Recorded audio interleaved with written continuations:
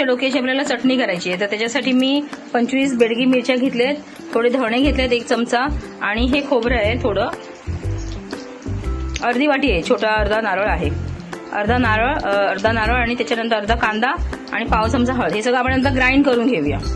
असे धुवून झालेत आपले, आणि आपण आता त्याला हळद लावणार, मालवणी मसाला आणि मीठ थोडंसं, कारण की मीठ मगाशी आपण भरपूर लावलेलं, त्यामुळे मीठ जास्त लावायचं नाही त्याला, थोडंसं.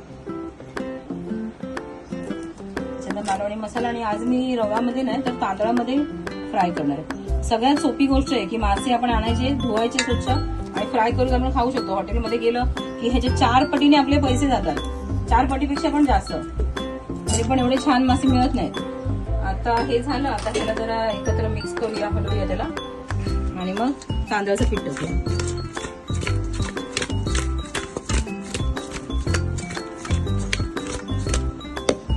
तांदळाच्या पिठाने ना मस्त असे कुरकुरीत होतात, खूप सुंदर लागतात. आणि मासा कधी पण ताजा आणायचा, नंतर स्वस्त मिळतात म्हणून थोडे स्वस्त आहेत किंवा असे कधीच मासे घ्यायचे नाही. मासे बघून घ्यायचे, ताजे मासे घ्यायचे, ताज्या माशांची चव वेगळीच असते.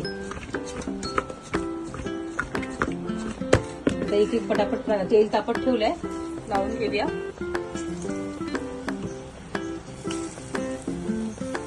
स्टार्टर म्हणून मुलांना जेवढे मासे वगैरे खायला द्याल तेवढं चांगलं आहे. बाहेर तेवढं चायनीज येते काहीतरी खाणार, त्यापेक्षा मासे द्यायचे त्यांना खायला. 10 मिनिटात रेडी होणार.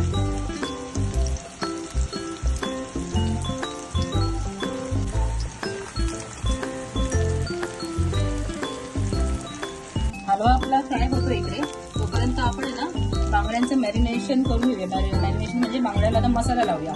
मॅरिनेट काय त्याला करत नाही, फक्त फ्राय करायचंय. आधीच आपण त्याला मीठ लावून ठेवलेलं, तर मीठ अगदी चिमूटभर, थोडंसं हळद आणि 2 चमचे मालवणी मसाला, हे आता सगळं मी त्याला लावून घेणार आहे. त्याच्यानंतर ह्याच्यामध्ये मी तांदळाचं पीठ नाही टाकणार आहे, तर मी रवा टाकणार आहे ह्याच्यामध्ये. मगाशी आपण काय केलेलं, तांदळाचं पीठ टाकलेलं हलव्याला, तर बांगड्याला मी रवा लावते. असं काय नाही, तुम्ही रवा पण लावू शकता किंवा तांदळाचं पीठ पण लावून ठेवू शकता. क्रिस्पीच होतात. हे कशाला म्हणजे क्रिस्पी होण्यासाठी असतं. आणि अगदीच कधी काय नसेल, रव्याचं पीठ पण नाहीये, तांदळाचं पीठ पण नाहीये, रवा पण नाहीये, तर आपण काय करू शकतो, नुसते पण हळद आणि मसाला लावून करू शकतो. फक्त वाट एवढीच असते की मासे तुम्ही स्वच्छ धुवा, मासे छान लागणारच आहेत. आता हे मॅरिनेट करून आपण ठेवून देऊया आणि आपण उद्या खाणार. ही आज आपल्याला मस्त गाबोळी मिळाली, ही रावस मी डोकं घेतलं ना, तर रावसमध्ये गाबोळी होती, ती कोळणीने आपल्यालाच दिली. ही हलव्याची गाबोळी आहे, आणि हे छोटे छोटे आहेत ना, हे बांगड्यांचे आहेत गाबोळी. हे बघा, हे पण छान लागतात खायला, कुरकुरीत लागतात, मजा येते. ह्याला पण तसंच आपण आहे ना, जसं आता ह्याच्यामध्ये मॅरिनेट, हे सगळं आहे ऍक्च्युली मटेरियल, वेगळं काय टाकायची पण गरज नाही. हलवा आणि बांगडा आपण मॅरिनेट केलेला ना, ते मटेरियल सगळं आहे ह्याच्यामध्ये. फक्त आता थोडंसं मी मीठच टाकते, जर असं नावाला चिमूटभर, आणि ह्याच्यातच हे होऊन जाणार. वेगळा मसाला लावायची ऍक्च्युली काहीच गरज नाही. झालं. आणि मग फ्राय करताना मात्र काय करायचं, त्याच्यावरती झाकण ठेवायचं, नाही ते उडतं. झाकण ठेवायचं आणि फ्राय करून घ्यायचं.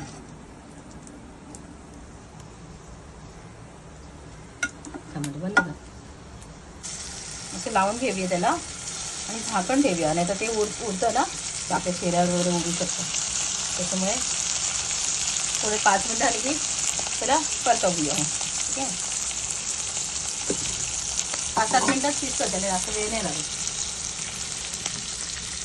आता हे रावसाचं डोकं घेतलंय मी धुवून स्वच्छ, आणि टोपामध्ये घेतलंय पातेल्यामध्ये.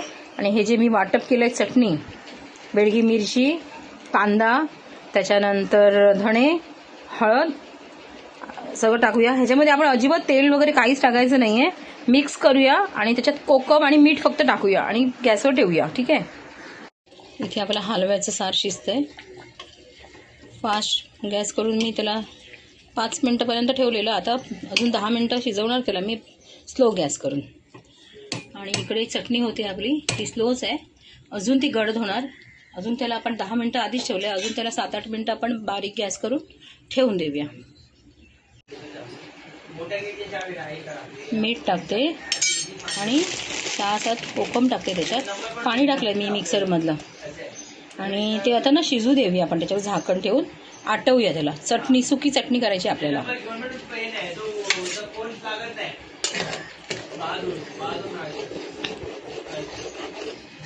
आता तसंच आपण 10 मिनटं फास्ट गॅस करून झाकण ठेवून शिजू देऊया.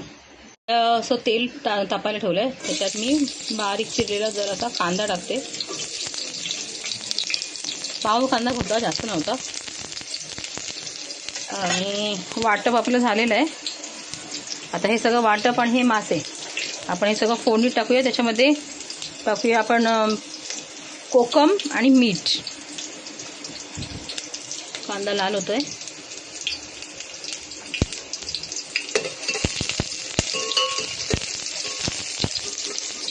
जरासा गुलाबी होऊन दे. मासे आणि हे वाटप पाणी टाकूया. मस्तपैकी 5-6 कोकम, मीठ टाकलं की उकळलं की हलव्याचं सार रेडी.